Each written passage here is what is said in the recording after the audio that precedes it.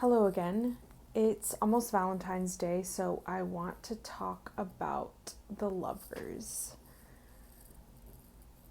I want to talk about the lovers as archetypes and also just my ideal lover or what that ideally means to me. So,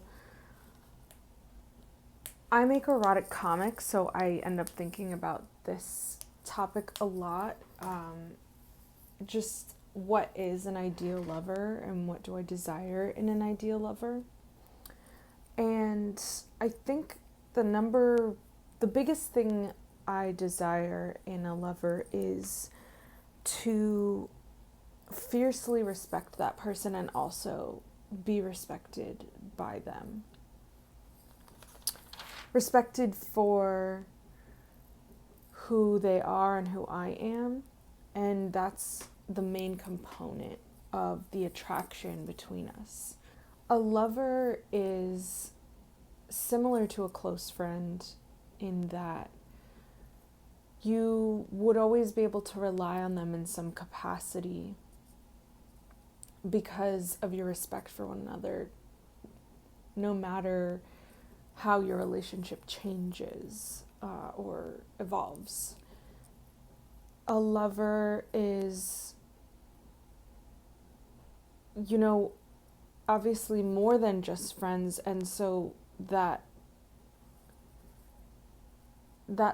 respect for one another is what fuels the true attraction, the magnetic attraction and the sexual attraction. You look at someone and you see them being so themselves, so like fiercely loyal to being themselves, and you respect that, and it's what really draws you to them and what makes them beautiful and sexy in your eyes. I like to think about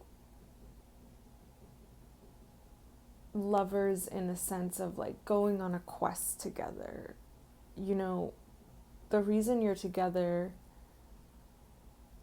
isn't just because you need someone to be around there to be around for you. It's because you are both trying to achieve something together. I love fantasy romance novels, and I just love like the trope of two characters meeting and they're already both on a quest, and like they just happen to meet each other along the path. For instance, one example I really like is I do really like Casca and Guts. I love that relationship. I mean, I've only seen the movies and I've been told what happens in the comics. But as far as the movies go, like I just think I love how they met, and I love the journey they're on together, which is not necessarily for each other, but they find love in each other along the way. I definitely desire to go on a journey like that with my lovers. We're both on a trajectory, on a course of the things we want to achieve in life, and it's fun to walk alongside someone as they go on their path. And especially as an artist, like I love being able to make art with my lovers and really share that creative spark with them. I think of that as a quest. I think of myself as someone who wants and has multiple lovers in their life. I've had lovers in our relationship, it didn't work out to still be romantic, and some of those ended badly, but some of them ended amicably. And I have people who are my really close friends that we were once lovers, and I feel like that to me is an ideal I uphold, or it's something that I ideally want in my relationship with lovers, is that if we can't really be together romantically anymore, our love was pure enough that it can transcend the evolution of the relationship and the changing. And in a sense, those people are still sort of my lovers because we would show up for each other. We love each other. That respect is still there. Now, not only having multiple lovers throughout your life, but at once, I love this idea of like every person has something special that they're going to bring to the table that, one lover can't provide everything you need or ever truly fully understand you. No one can really do that. And you as yourself, there's so many different facets of who you are, and different people are going to understand different sides of that. And though it can be hard to juggle, it's definitely an emotional trial. I do think having multiple lovers, it appeals to me so much because it's about that idea of, you know how traditionalists will talk about how it needs to be a man and a woman, a man and a wife, and women desire to lock down a man because they need someone to provide for them and provide for like the children that they're going to have or what have you. And so this is why you've got to lock down a man, ladies. And I feel like we can just take that a step further and say, like, if one husband is a good provider, then like 3 husbands is even better, or 5 husbands. I need that many people taking care of me, and in my own special way, like I'm going to give back as well to each of my lovers. I've never had 5 partners at once, but I'd love to try sometime. But I can imagine that,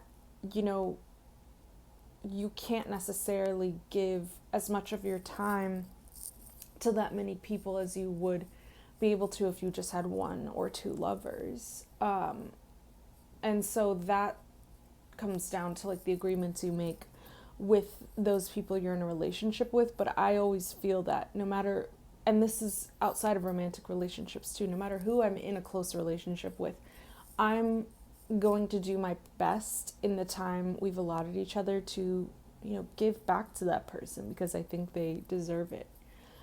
I love cooking for people. It's one of my favorite things to do, cooking and making cocktails for people. It's so fun. You're sharing a piece of yourself, and it really does feel like you're taking care of someone. And in that way, like most of the people that, like my lovers and my friends who I've chosen to be around me, I kind of know that they're going to take care of me too because we've developed that trust between each other. And because I know I can do that with like multiple friends and multiple lovers, like I know it's possible to have relationships where they're romantic, or at least, even I guess if you had that many lovers at some point, some of those relationships aren't going to be as deep as other ones. And so it's like you still respect that person enough to make an agreement with them. So for instance, I'm not one to super just be about, hooking up. Like I like a personal connection, but if you were that kind of person who liked just having sexual relationships, your lover would still respect themselves enough and respect you enough to be honest about what they want and their needs. And I know all that is hard, but this is about ideals. So this is something to strive for.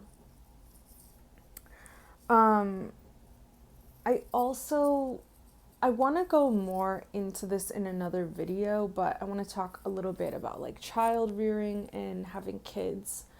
in this model of lovers. So, you know, if you've got a community of people, if you've got a network of lovers, and you have a child or two by some of them, you know, you've got enough people around you that support you in some way or another that it makes child rearing almost less of a burden on the woman alone. And it also provides the children, you know, more examples of adults, more people around them raising them. I want to talk more about that too, because I really do think child rearing by the extended family is extremely important and effective, but that's kind of a whole other can of worms. And I also want to talk more about community. I also don't have kids yet, so these are all just kind of vague fantasies that I have, and I'm sure one day when I do have kids, I'll see. We'll see what happens, but in any case, that's just a little aside. Now, I also want to discuss the archetype of the lovers card in tarot. So I believe it's the 6th card in the path of the tarot, and thinking about that card, I mean, all these cards are archetypes, right? So when you're looking at that card, the lovers, you're looking at a myth in one image. You're looking at a moment in time that a lot of us would like to live in, to inhabit. That picture in itself creates a story. It creates a story to strive for if that's something you desire. It's a moment of, really, the card is like the moment of marriage. They're facing each other, they're at the altar, the angel is ready to bless them, and it's this perfect moment of the union of 2 into 1, or even 3 into 1, because of the presence of the angel blessing the union. This is kind of a model for the great marriage, which is the archetypal marriage, and also the supernal lovers, which is a theme we see in you know, some Abrahamic religions. The great marriage is the great marriage always comes up when we are talking about magic, because in my experience, from what I've learned, this is how I kind of internalize the great marriage, or externalize it, or imagine it.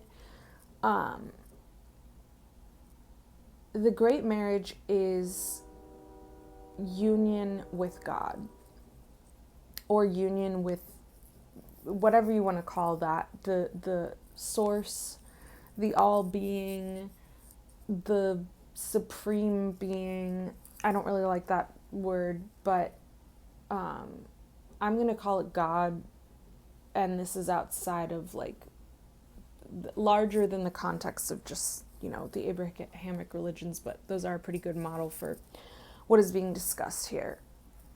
And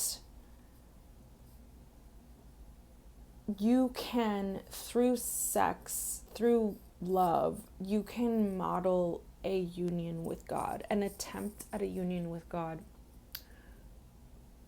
I mean, anytime anyone is together or attempts a marriage or to be together, they are, in a sense, modeling this marriage, whether, you know,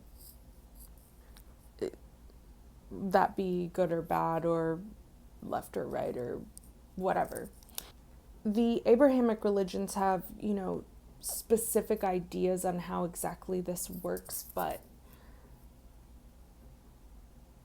for me, how I would achieve the great marriage, or how I would desire to achieve the great marriage, goes back to that idea of truly respecting and seeing someone and being present with them, especially in the moment of love,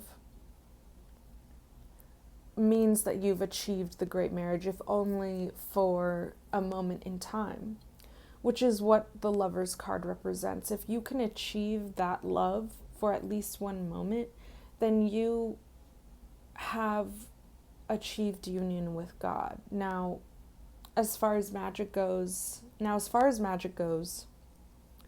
with my practice, I want to achieve that union with Source more than just once for one moment. And it can be difficult with lovers in the love relationship to always be perfectly modeling that card, because we're human and we have,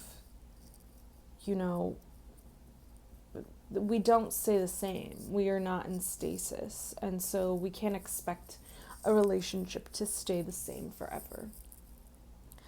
But, the more lovers you have that you respect, the more you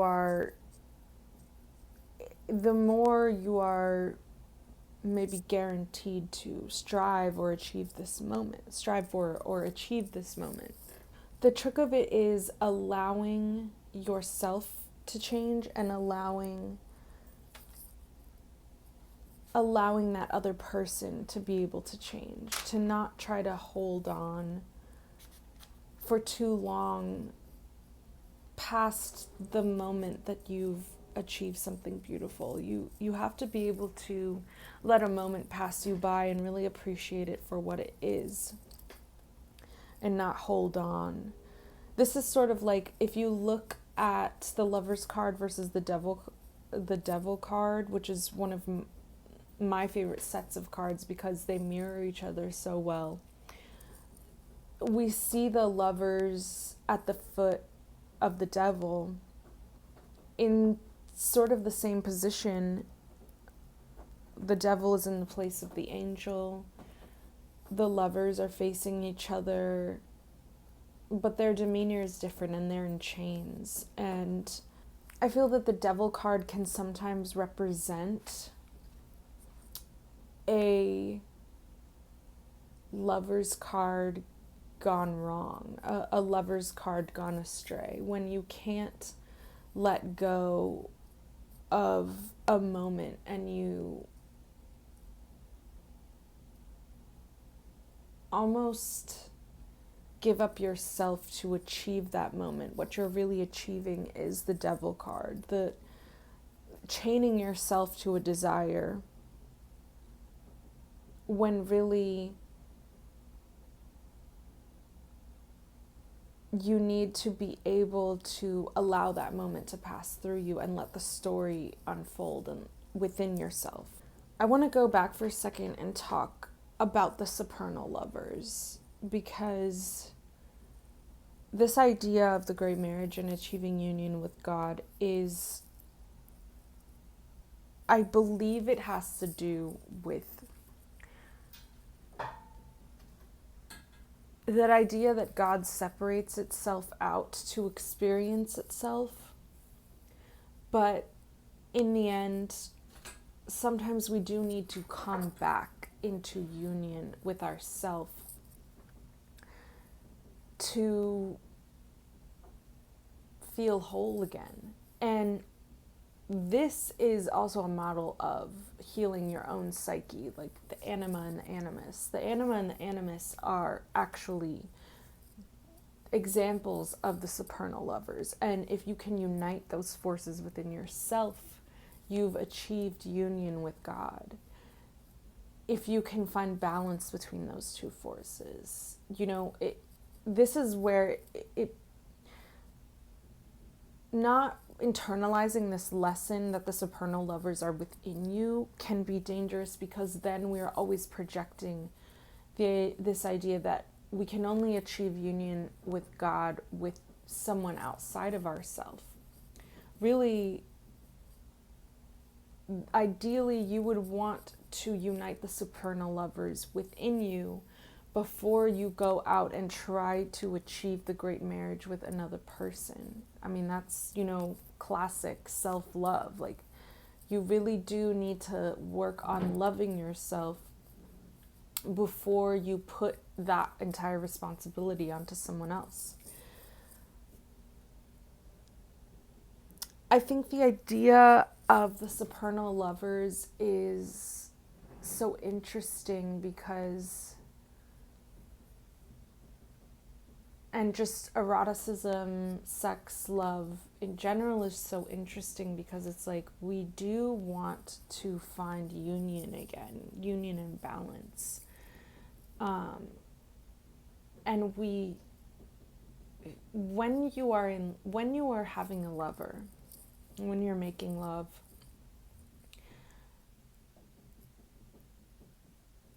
it's an outside symbol to your brain of your desire to achieve spiritual wholeness.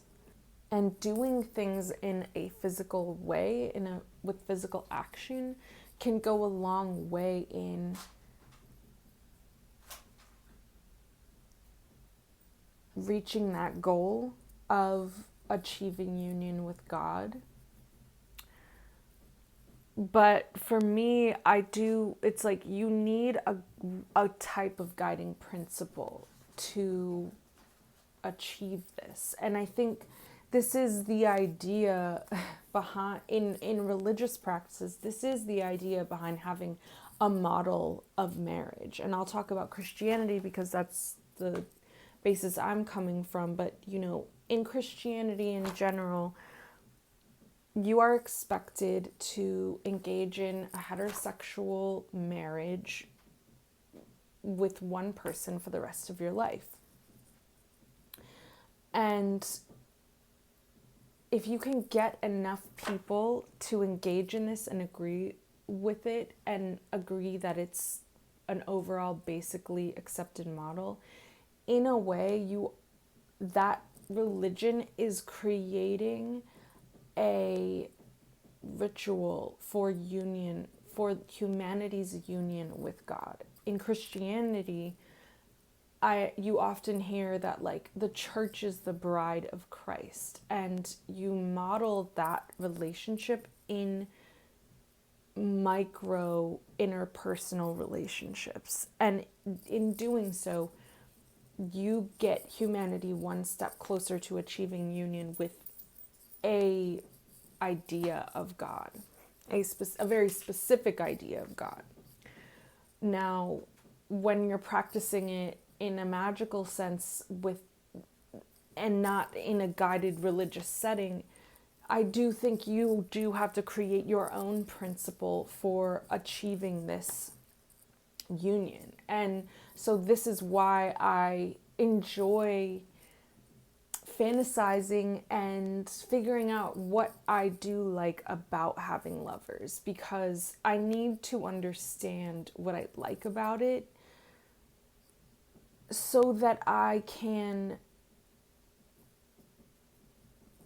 replicate it, but strive for it. Strive for a relationship that helps me feel balanced and whole. Strive for a state of being that helps me feel balanced and whole. And in that way, with the people that I love and desire, we can have those very special moments where we feel that we are connected and we are a model of the source. We want to be back with source because it helps the rest of our worldly problems fall away. I mean, that's a huge reason to do magic, is to just see more clearly, to fly higher so that you can see the context that you come from. So yeah, I guess that is some of my general thoughts on the lovers. I think I'll probably end up talking a lot more about this, and also talking more about the erotic comics that I write and what I like about romance stories. But for now, I'll end it with that, and happy Valentine's Day.